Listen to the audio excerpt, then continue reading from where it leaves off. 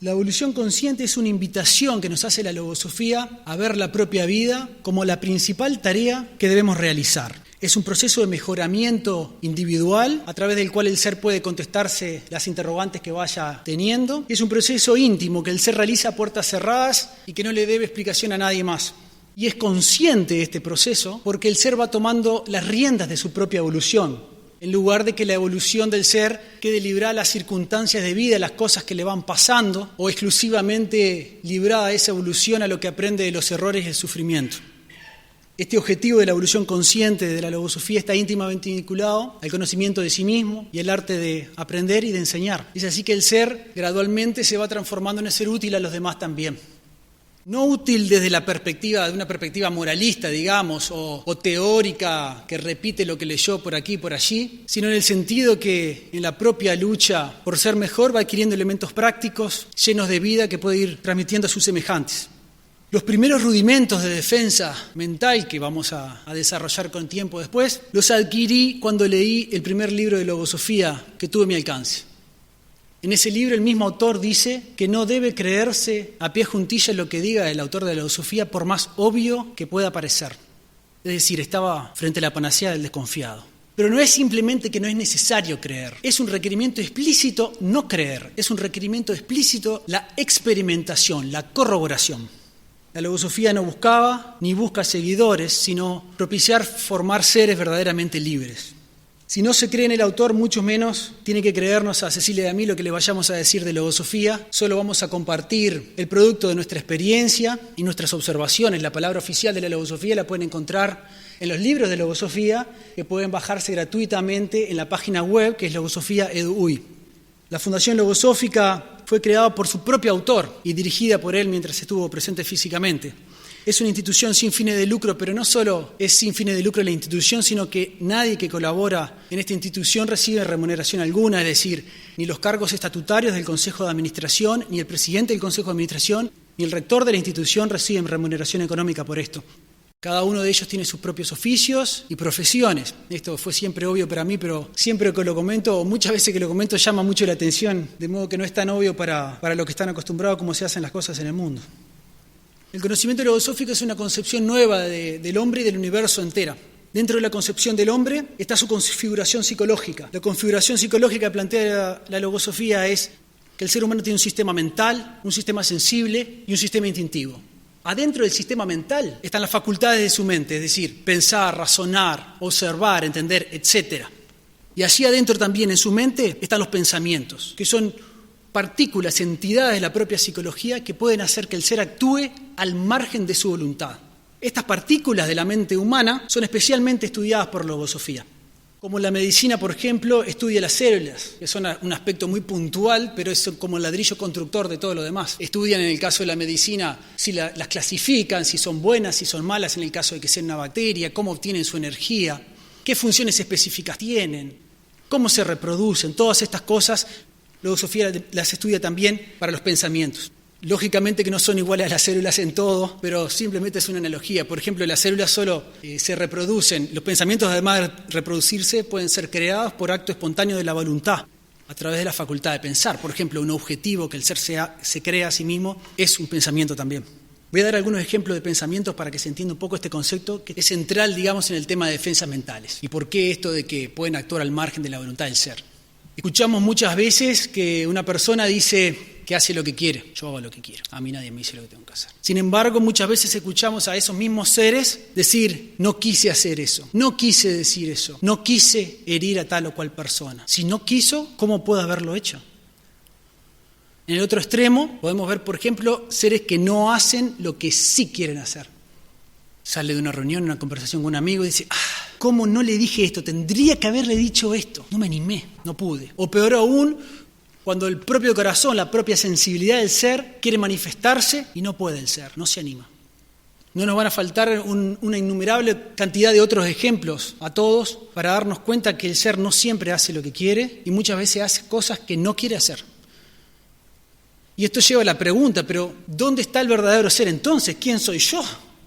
Dentro de mi accionar, ¿qué es yo y qué es otra cosa? ¿Qué son los pensamientos? A veces los pensamientos son los que controlan estas acciones y el verdadero ser queda como acorralado, enrejado dentro de la propia psicología por causa de estos pensamientos. No todos los pensamientos son malos, hay pensamientos buenos también. Las defensas mentales muchas veces son precisamente pensamientos que salen a nuestra defensa como soldados. En fin, hay todo un hermoso escenario de personajes dentro de uno mismo, que no son uno, pero están adentro de uno. Yo me hacía un poco la imagen del juego de la gallinita ciega o del cuarto oscuro. No sé si conocen o jugaron alguna vez de niños. Yo, teniendo niños, también he jugado de grande. Y cuando uno la queda, digamos, y tiene los ojos tapados y tiene que atrapar a la persona, capaz que alguno no conoce el juego. El juego es que una persona se tapa los ojos y tiene que atrapar a todos los demás, a alguien de todos los demás, y encima decir quién es sin ver. Entonces, cuando uno la queda, uno no ve nada, pero se da cuenta que hay todo tipo de personajes alrededor de uno, escucha risas, pasos que salen corriendo. A veces uno lo golpea en el costado, pero no sabe quién es ni a dónde va, no puede identificar esa situación. Para mí estudiar logosofía, aprender un poco sobre lo que pasaba adentro de uno fue como la sensación que tiene el ser cuando prende la luz del cuarto oscuro o se saca la venda del juego de la gallinita ciega y puede apreciar todo el ambiente donde el recinto donde se estaba desarrollando ese juego y puede identificar a todos los personajes que allí se movían. Algunos son buenos, simpáticos, valientes, otros son pícaros y algunos son bastante siniestros también. La logosofía es una disciplina predilectamente preventiva, profiláctica, que no se basa su aprendizaje, el aprendizaje del ser exclusivamente en el error y el sufrimiento, sino todo lo contrario, busca que el ser aprenda antes del error y el sufrimiento o de los errores y los sufrimientos más chicos, digamos. Por supuesto que igual uno se equivoca, es inevitable eso en la vida y cuando lo hace, la logosofía tiene su propio concepto de redención que no incluye carga de culpa y no se resuelve un error simplemente con el arrepentimiento o pedirle perdón a un intermediario. Pero ese es otro gran capítulo de la logosofía que por tiempo hoy no vamos a hablar y la especialidad de las defensas mentales es en realidad la acción de ellas antes del error. Es como una guardia militar protegiendo algo de mucho valor para evitar el problema, no para actuar después. O como el sistema inmunológico también. Las defensas mentales específicamente actúan en ese sentido como una vacuna. ¿Saben cómo funcionan las vacunas? Muchas de ellas se hacen en base a un virus debilitado que se inyecta en el ser y el sistema inmunológico de la persona reacciona como si tuviera la enfermedad. Y el sistema inmunológico adquiere el mismo nivel de inmunidad que el que de hecho tuvo la enfermedad. Si sobrevivió, porque si no sobrevivió no le queda la inmunidad. Y sin las secuelas, en el caso que le hayan quedado las secuelas. Es decir, queda el mismo nivel de inmunidad, la vacuna, de una persona que se enfermó y no tuvo secuela. Algo así busca hacer las defensas mentales y la logosofía en general también. Voy a poner algunos ejemplos más de defensas mentales, 3 ejemplos, así que es unos minutitos más de esfuerzo. Habrán observado todos los defectos en sus semejantes, ¿no? Debilidades que a veces ni ellos mismos notan, un ser indiscreto, impulsivo, vanidoso. Cuando uno observa el defecto en el semejante, a veces se molesta, a veces se pone criticón, a veces actúa de forma entrometida, intolerante, etc. La logosofía tiene un principio ético de la observación del defecto del semejante que actúa también como una defensa a todas esas cosas que a veces pasan. Y cuando uno ve un defecto en el semejante, lo observa como un espejo de los propios defectos. Inmediatamente dirige la observación de ese defecto hacia adentro. Si ese ser no ve ese defecto, uno se pregunta, ¿yo no será que tampoco lo puedo ver? Porque vio a esa gente pesada que se queja de los problemas que tiene, no se da cuenta que es porque pesada, por ejemplo, ¿no? ¿No seré yo el que estoy también en la posición que ese ser está? Y si ese ser tiene un defecto, ¿no tendré yo ese defecto adentro también? ¿No será por eso que me molesta? Entonces, ese principio ético de la observación del defecto del semejante como un espejo que refleja los nuestros, además de ser una hermosa herramienta de aprendizaje interno y de observación interna, es una defensa a la crítica, al entremetimiento y también un mecanismo de cultivo de la tolerancia. Otro ejemplo de defensa. Cuando uno trabaja en el cultivo de las propias virtudes y de tratar de ir amansando o neutralizando los propios defectos que va encontrando, uno se da cuenta que es algo que da mucho trabajo. Es hermoso la alegría que uno recibe de darse cuenta de un defecto que siempre tuvo y nunca se había dado cuenta. Es hermoso porque uno explica una cantidad de cosas que antes no tenía explicación. Pero da trabajo, es en serio. No es una cosa que se puede resumir en una lista de una receta, una lista de tips o en un curso de esos que dan un diploma, digamos. Es en serio y da trabajo y esto va creando una defensa en el ser. La corroboración de que todo lo que realmente es bueno necesariamente tiene un esfuerzo, defiende al ser de la ilusión, de las cosas fáciles, de las cosas seductoras, que son muchas veces las que resultan en mucha pérdida de tiempo y en muchas desilusiones también. Último ejemplo de defensa. La observación consciente y la atención. Habrán observado ustedes que cuando ustedes observan a un ladrón y toman una mínima posición preventiva, si el ladrón se da cuenta de eso, es casi imposible que nos robe. Nos podría robar igual, sobre todo si tiene arma de fuego. Pero solo el hecho de haberlo observado y haber tomado una mínima posición preventiva frente a ese ser, hace que sea casi imposible que el ladrón lo robe a uno. Porque claro, le complicamos la vida ya en solo... Él se da cuenta que fue observado y le complicó la vida. Claro, la observación ahí no mete preso al ladrón, el problema sigue existiendo, capaz va y roba a otro, ¿no? Pero uno crea una primera barrera de defensa con la sola observación consciente de la intención. Y así como la observación consciente y la atención es una barrera de defensa, en el caso ese de un ladrón, también es una barrera de defensa a los ladrones de tiempo y de vida que tenemos adentro. Algunos pensamientos. Por ejemplo, una persona se decide que en este momento se va a poner a estudiar o se va a poner a trabajar y en el instante mismo que se sienta a hacer lo que se propuso, acordate que tenés que mandar ese WhatsApp al amigo que quedaste en que le ibas a mandar un WhatsApp. Tenés los platos sin lavar, tenés que lavar los platos, acordate de lavar los platos. Justo en el momento que va a trabajar y estudiar. Esos son pensamientos. Son ladrones de tiempo y de vida, porque el tiempo es vida.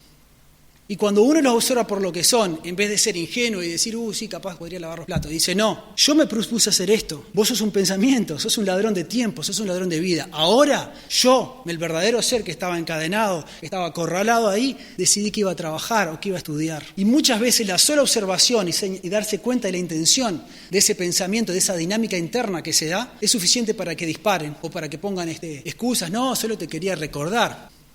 Porque los pensamientos negativos, el mal en general es muy atrevido, pero son bastante cobardes también. A veces solo la observación es disuasoria. De vuelta, como el caso del ladrón. El ladrón no estaba preso por eso, estos pensamientos no están muertos por eso y van a volver al acecho. Pero la observación consciente y la atención ya es en sí misma una barrera de defensa. De modo que la atención consciente, la observación consciente y la atención son un poderosa arma de defensa en la calle, pero también en el mundo interno del ser.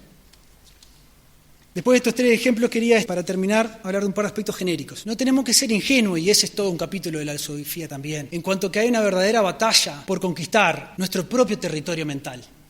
También hay una batalla por conquistar el territorio mental de toda la humanidad. ¿Quién? ¿Quién quiere conquistar? Todo tipo de creencias y dogmas, antiguas y modernas, o antiguas disfrazadas con trajes, eslóganes modernos, pero son muy antiguos también. En el caso de un país, por ejemplo, lo que uno puede aspirar como algo mejor es que sea un sistema presidencial con una democracia, etc. Pero en el mundo interno, en nuestra vida, a nadie más le pertenece, nadie más tiene autoridad sobre nuestra vida que nosotros. Nadie más debiera tenerlo. Ahí no debiera correr ningún tipo de democracia. Adentro de nosotros mismos, idealmente tenemos que ser un monarca honorable, pero un monarca al fin.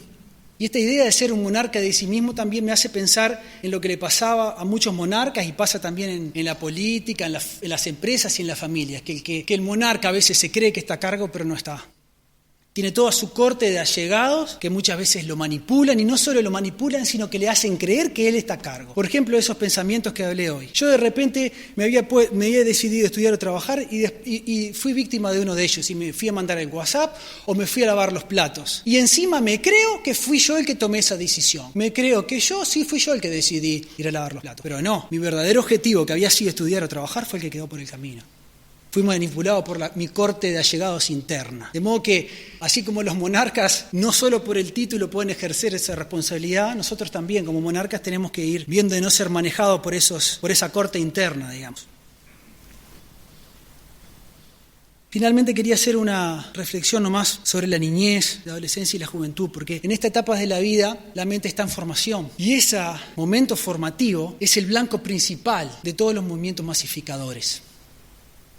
Esto es así porque las ideas exóticas, extrañas que plantean, serían inaceptables para un adulto maduro que creció en libertad. Son inaceptables para un adulto maduro que conoce la realidad y que su misma experiencia le muestra que son inaceptables. De modo que para esas corrientes es un tema de supervivencia, la inculcación y la inoculación de la mente en formación. Y así cuando el ser va adquiriendo gradualmente algunas defensas para la propia mente, va aprendiendo también a defender de a poco la mente de los demás, especialmente en estas etapas formativas.